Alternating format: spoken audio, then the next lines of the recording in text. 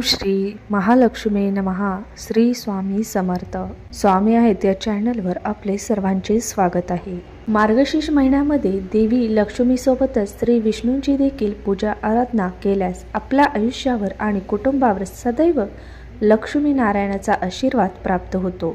मार्गशीर्ष महिना हा व्रत वैकल्यासाठी खास आहे, कारण या महिन्यात मार्गशीर्षचे गुरुवार हे सुख, समृद्धी, आनंद देणारे असते. तर जयंती, चंपाषष्ठी या सणांनी हा महिना लाभदायक आहे. मार्गशीर्ष महिन्यातील गुरुवार करून बऱ्याच महिला उपवास करत असतात, पण ज्यांना ऑफिस किंवा काही कारणास्तव जर उपवास जमत नसतील तर त्यांनी उपवास नाही केले तरी चालतील, पण नियमितपणे लक्ष्मीची पूजा मांडणी करावी.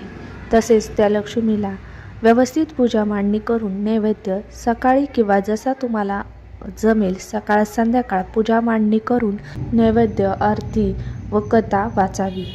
ज्या ठिकाणी घरात मार्गशीर्ष गुरुवार घट मांडणी करायची आहे ती जागा स्वच्छ सुंदर रांगोळी काढा. चौरंग व पाट ठेवा. चौरंगावर लाल कपडा परिधान करून त्यावर तांदूळ घालून त्यावर तांब्याचा कलश स्थापन करा. कलशाला हळदी कुंकू लावून आत दुर्वा, एक नाणं, सुपारी घाला.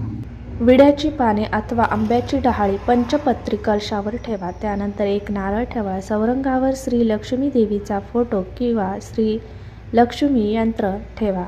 कलशापुढे विडा, खोबरे, खारीक, बदाम, इतर फळे, खडी साखर किंवा गूळ ठेवा. आपण आपल्या इच्छेप्रमाणे किंवा शक्य होईल तसा नैवेद्य मनवावे दाखवा.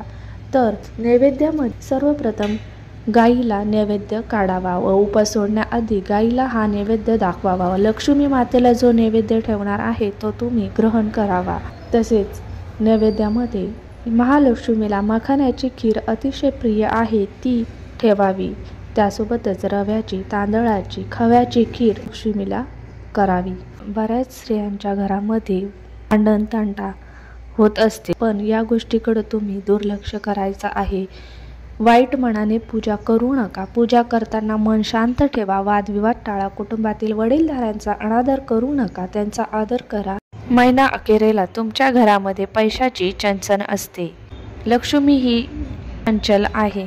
लक्ष्मी म्हणजे पैसा. पैसा जर स्थिर ठेवायचा असेल तर या गुरुवारी तुम्हाला हा एक उपाय करायचा आहे. तो कोणता करायचा आहे ते पाहण्यासाठी व्हिडिओ कुठेही स्किप करू नका. या उपायाने लक्ष्मीचे मार्ग खुले होतात व पुरेसा पैसा आपल्याकडं राहतो. त्याचप्रमाणे घरामध्ये जर भांडणं होत असतील तर त्यासाठी सुद्धा हा उपाय फायदेशीर आहे. अशा घरामध्ये सुद्धा लक्ष्मी नांदत नाही. लक्ष्मीला जर आपल्या घरामध्ये टिकून ठेवायचे असेल, आपल्या घरामध्ये सुख, शांती, पैसा पुरेसा हवा असेल तर यासाठी मार्गशीर्ष गुरुवारी हे उपाय करायचे आहेत.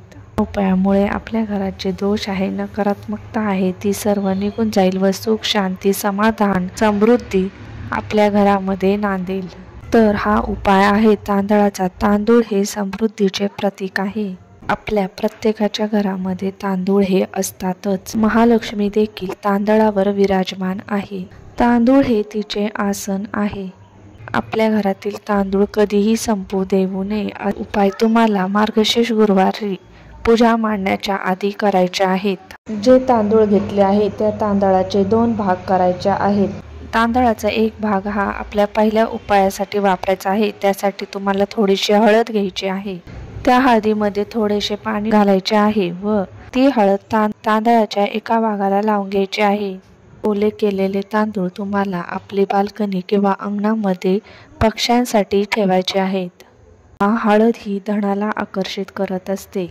हळदीचा उपाय केल्याने भगवान श्री हरी विष्णू प्रसन्न होतात व हळदीचे तांदूळ तुम्ही पक्ष्यांना खाऊ घातल्याने माता लक्ष्मी आपल्यावर प्रसन्न होते. तुमच्या घरामध्ये धनधान्य, संपत्ती, पैसा कमी पडत नाही.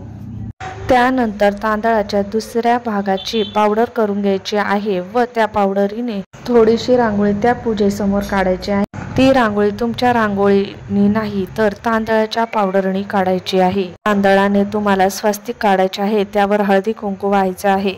तांदळाने काढलेली रांगोळी देवी लक्ष्मीला अतिशय प्रिय आहे, म्हणून ही रांगोळी काढणं अतिशय शुभ मानलं जातं. तर नक्कीच हा उपाय तुम्ही करून पहा. ह्या नियमांचे पालन करून तुम्ही लक्ष्मी गुरुवार केले तर निश्चितच तुम्हाला फळ मिळणार.